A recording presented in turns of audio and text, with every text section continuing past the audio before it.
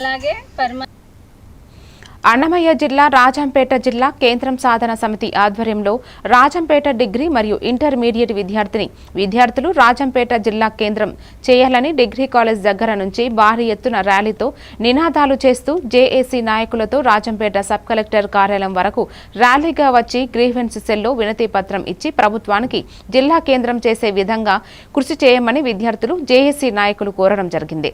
అన్ని పార్టీల జేఏసీ సభ్యులు పూల భాస్కర్, ప్రభాకర్ నాయుడు, చిట్వేల రవి, కుమార్ బాబు, రాజశేఖర్ నాయక్, విద్యార్థులు విద్యార్థినీలు కలిసి వినతి పత్రం ఇవ్వడం జరిగింది.